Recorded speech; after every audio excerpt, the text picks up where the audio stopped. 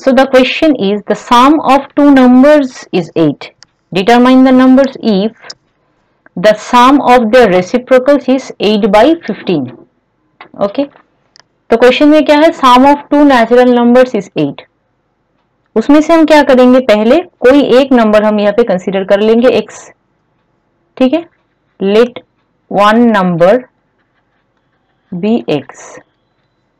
Therefore second number, other जो number है, दूसरा जो नंबर है वो क्या होगा 8 माइनस एक्स, क्योंकि दो नंबर जो है उसका एडिशन है 8. मान लो उसमें से एक नंबर अगर x होता है तो दूसरा नंबर क्या होगा, दूसरा नंबर जो a है वो x इधर जाके माइनस हो जाएगा ना, तो 8 माइनस एक्स होगा.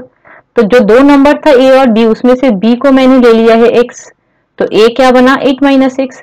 इसी हिसाब से पहला जो नंबर है उसको मैंने x कंसीडर किया है यहाँ पे, तो दूसरा नंबर मेरा क्या बन गया 8 माइनस एक्स. तो अगर इस तरह से दिया रहेगा तो इस प्रोसेस में इसको लिखना होगा.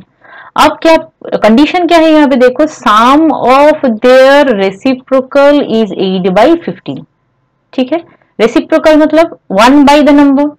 तो जो पहला नंबर है x उसका रेसिप्रोकल होगा 1 बाई एक्स.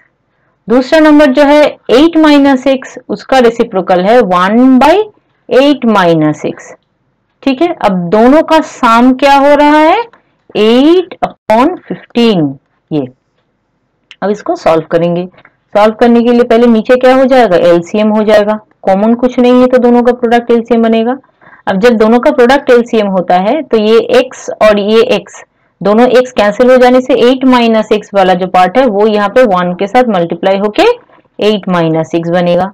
बीच में है प्लस, यहाँ पे लिख देते इस वाले प्लस को. और अब देखो 8 माइनस एक्स और ये 8 माइनस एक्स कैंसिल हो जाएगा, तो यहाँ पे रहेगा सिर्फ x जो कि इस 1 के साथ मल्टीप्लाई होगा और यहाँ पे हो जाएगा plus x equal to 8 upon 15.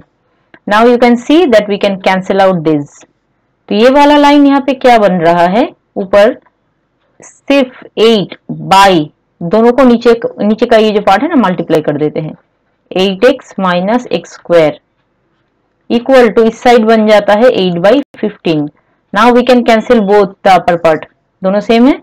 तो यहाँ पे हो जाता है 1 बाई 8x minus x square equal to 1 upon 15.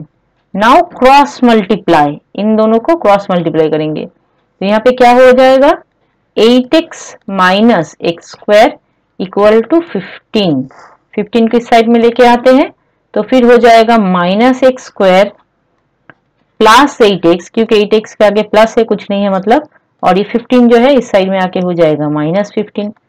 अब एक्स स्क्वायर को पॉजिटिव करने के लिए दोनों साइड में इक्वल साइन का लेफ्ट और राइट दोनों में हम माइनस मल्टीप्लाई करेंगे. तो यहाँ पे माइनस मल्टीप्लाई करने से सारे के सारे साइन चेंज हो जाएंगे, एक्स स्क्वायर प्लस 8x का माइनस और 15 का प्लस.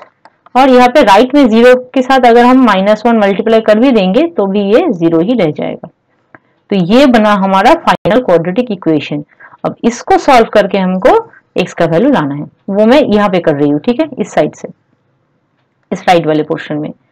तो यहाँ पे 15 को कैलकुलेट करके हमें 8 लाना है. तो 15 को हम लिख सकते हैं 5 इंटू 3 15, और दोनों को ऐड करेंगे तो 8 हो जाएगा. तो यहाँ पे हमको लिखना है एक्स स्क्वायर माइनस 8 के जगह पे लिखेंगे 5 प्लस 3, बाहर है x प्लस 15 इक्वल टू 0.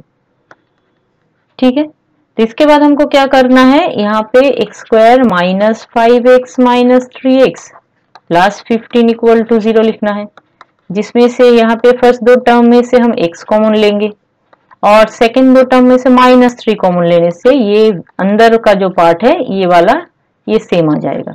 ठीक है, इसको सेम रखना जरूरी है फैक्टराइजेशन में, वी नो दैट. तो x माइनस 5 एक कॉमन आ गया, यहाँ पे रह गया x और यहाँ पे रह गया -3 equal to 0. Therefore we can write x minus 5 equal to 0, or we can write x equal to नहीं x minus 3 equal to 0. तो यहाँ से हमको मिल जाता है x का वैल्यू 5 और 3. तो दो नंबर मिल गए हमको 5 और 3. ठीक है ना. तो अगर x का वैल्यू जब 5 होगा, if x is 5, first number is 5, then the second number is 3 इसके रिस्पेक्ट में. और अगर x का फर्स्ट नंबर हम 3 लेंगे तो सेकेंड नंबर हमारा 5 होगा. ठीक है, तो स्टेटमेंट कुछ उस तरह से ही लिखना होगा यहाँ पे कि अगर तुम x 5 ले रहे हो फर्स्ट नंबर, ठीक है, तो फिर 8 माइनस एक्स तुम्हारा 3 बनेगा। और अगर तुम x का वैल्यू 3 ले रहे हो तो फिर 8 माइनस एक्स तुम्हारा 5 बनेगा। अल्टीमेटली जो भी हो नंबर्स क्या होंगे तुम्हारे, दो जो नंबर्स तुम ले रहे हो नंबर्स होंगे 3 एंड 5। ठीक है, समझ में आया?